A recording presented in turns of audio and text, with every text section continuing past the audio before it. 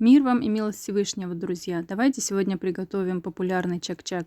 Он действительно стоит того, чтобы вы потратили свое время на этот рецепт.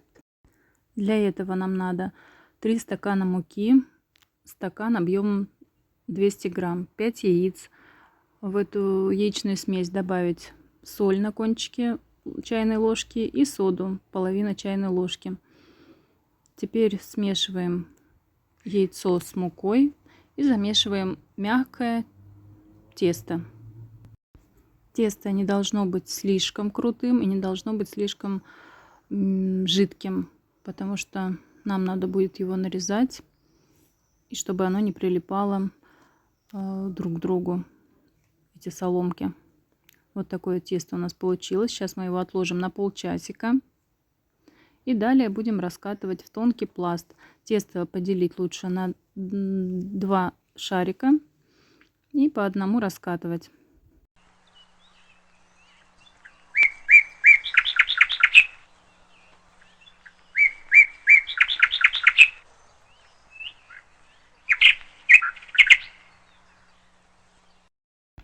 Раскатали 2 пласта и начиная с первого нарезаем сначала на 4 части, потом тонкими полосочками и наконец лапшичкой. Лапшичку я нарезаю не слишком толстую, не слишком тонкую, чтобы получились красивые кругляшки.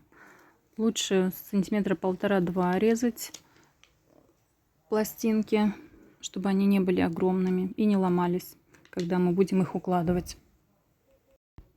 В это время мы уже ставим масло подогревать на средний огонь. В высокой кастрюле это лучше делать, потому что все будет пениться, чтобы масло не выливалось. Аккуратно, не обожгитесь.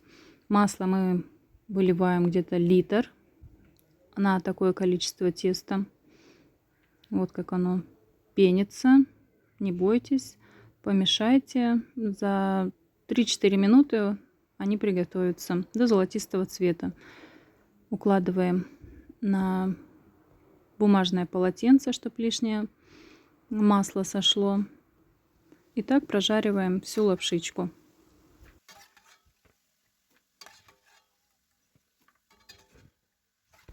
Процесс может показаться долгим, но поверьте, это того стоит. Теперь давайте приготовим сироп. Нужен стакан сахара вот такого объема, у меня где-то 300 миллиграмм, и такого же объема мед. Помните, что мед тяжелее, чем сахар, поэтому именно в объеме. Я уже не первый раз использую такую баночку, она такая же, как и мой стакан. Ставим на средний огонь и помешиваем, чтобы все смешалось. Постепенно начнет сахар плавиться. Постоянно помешивать не нужно, достаточно каждые 2-3 минуты. Вот он уже начал закипать, и мы будем сейчас проверять, готов ли он или нет. В холодную воду надо добавить несколько капель сиропа и потрогать вот именно пальцами, чтобы он собирался, этот сироп, как будто шарик такой собрался и растягивался. Если он у вас такой же консистенции, то он уже готов. Убираем с огня.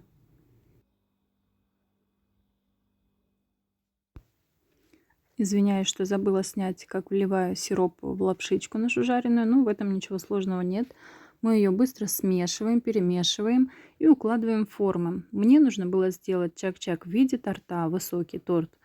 Вам я советую делать его не выше 5-6 сантиметров. Так он будет удобно собираться. Для того, чтобы укладывать, мы смачиваем руку и чуть придавливаем.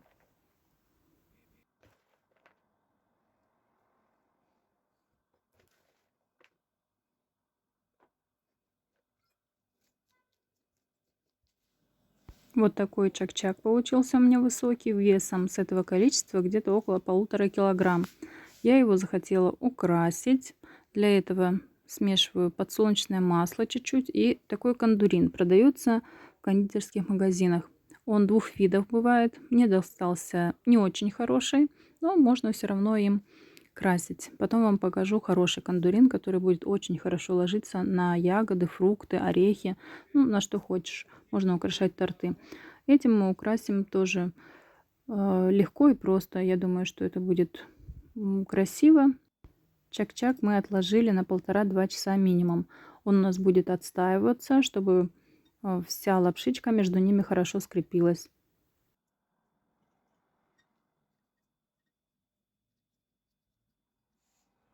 Посмотрите, какой красавец чак-чак у нас получился.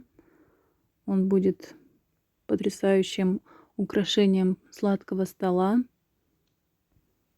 И, я думаю, подарит массу положительных эмоций вам и вашим гостям. Я постаралась максимально быстро и четко рассказать все подробности приготовления чак-чак. Если вам был полезен рецепт, подписывайтесь, ставьте лайки, комментируйте. Буду благодарна. Всего вам хорошего, мир вам и милость Всевышнего, друзья.